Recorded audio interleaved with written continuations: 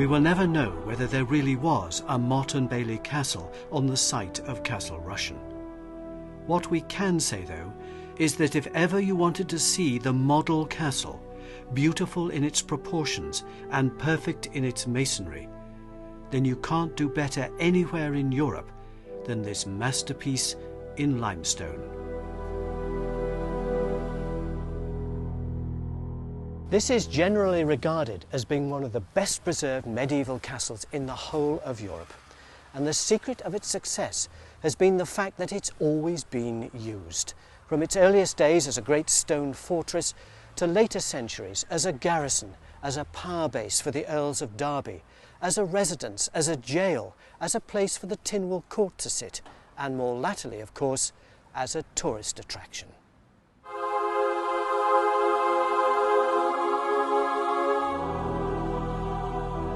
It might well have been built by the last of the Viking kings of Man, another Magnus, Magnus II.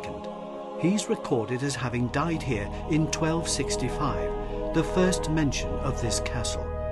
And though it wouldn't have been quite as grand as it is today, its earliest form would have been very recognisable as the heart of the castle we now see. No town round about it, the sea providing the water for the moat, which is clearly visible. So why was it built? Good question. Let's just say that around the 13th century it was almost impossible to decide who was actually running the island.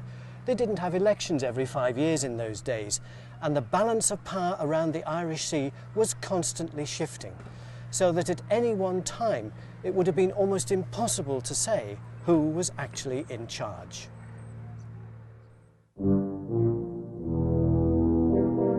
The situation really was terribly confusing and very difficult to keep up with.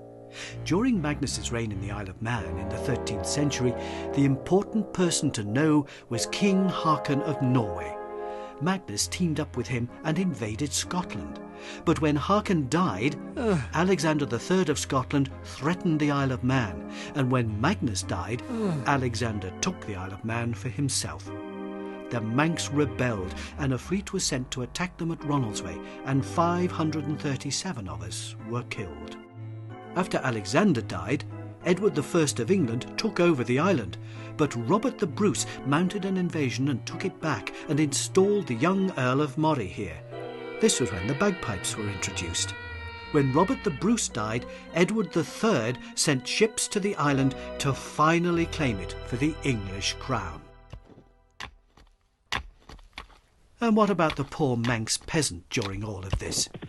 History doesn't recall what they thought. One day they'd see the Scots arrive galloping past, next it would be the English in hot pursuit, then the Scots, then the English. Blimey, there'd be hardly time to get used to the new money. I doubt they cared who was in charge. During the next decades, various English earls and lords owned the island, which was in the gift of the English king. And it was during this time that there was one particularly nasty incident which saw the strength of the castle really tested. Now, you probably know that terribly unkind joke about the French, which asks, what's the difference between a Frenchman and a piece of toast? Answer, you can make soldiers from toast. I know, terribly tasteless, but I reckon the Manx were laughing on the other side of their faces on that day in 1377 when the French actually invaded Castletown, and they weren't on holiday. It was during the time of the 100 Years' War between France and England. You know, Crécy, Agincourt, Joan of Arc, all that sort of thing. The French had a nasty habit of indulging in hit-and-run attacks on the English coast. They pillaged the Isle of Wight, set fire to Portsmouth, and had a real go at Southampton. On one of these little trips, some of them must have decided to see what was further north, and for one reason or another, they ended up here, in Castletown. Imagine the French marauders coming into the harbour and landing.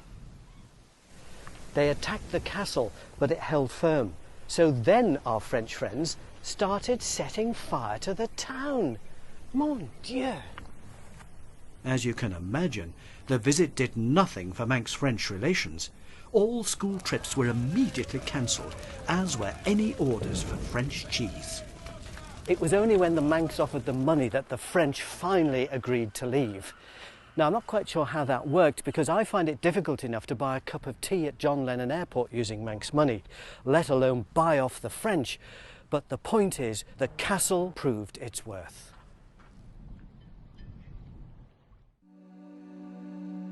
The great building has been extended and altered since its beginnings in the 13th century. In the late 14th century, the central keep was raised and extended. In the next century, the curtain wall was strengthened and towers were added. And in the 16th century, an outer protective wall was built to deflect cannon fire. It was now the symbol of power and administration on the island. Just an interesting aside, look here, the remains of render. Now, there's every reason to believe, in keeping with medieval tradition, that at one time the castle was entirely rendered and whitewashed. After all, the Tower of London in the 14th century was known as the White Tower for that very reason. Imagine then what the earliest parts of the castle would have looked like, clothed in white render.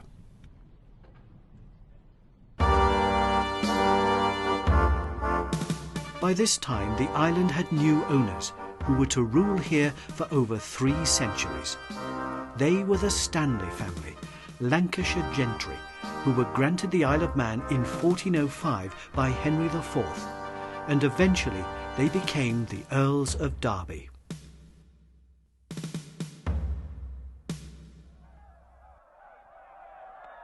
Here, in one of the rooms of the castle, tapestries show how this happened.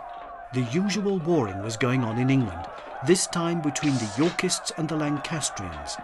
And at the Battle of Bosworth in 1485, Thomas Stanley was fighting for King Richard III.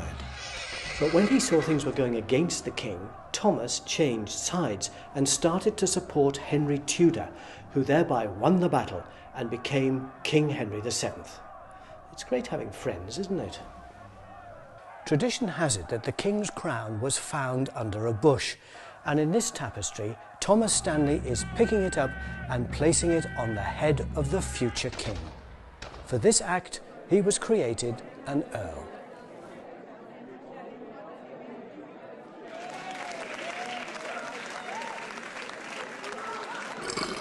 The Derbys were to rule here until the 18th century, and Castle Rushen was their most important statement of power. These remarkably lifelike figures depict the visit of the second Earl of Derby to the island. Here he's seen dining with the Abbot of Rushen, the controller of the castle and the island's governor. Apparently the Earl dazzled the Manx with the number of his servants, the magnificence of his household, and the amount of gold that he wore around his person. We're so easily led, aren't we? Who was that awful man? I think he was local. Awful music.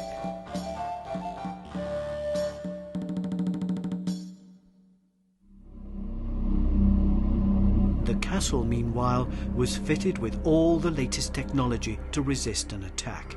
There was the barbican, a twisting approach to the main entrance so that arrows could be showered down on any attacker. Then came the gatehouse, another point where you could be attacked and repulsed. Beyond here was the inner keep. The drawbridge to it was cantilevered and could be lifted up for protection. If you did get over the bridge, you would be trapped between 2 massive portcullises with murder holes above, through which could be dropped stones or boiling lead and oil. And of course, the spiral staircases made the access to the upper floors easier to defend. In the 16th century, with the increased danger of cannon damaging the base of walls, a protected earthen bank faced with stone was built around the outside of the castle. This is called a glacis, and it was once covered in slabs of stone along its top as well.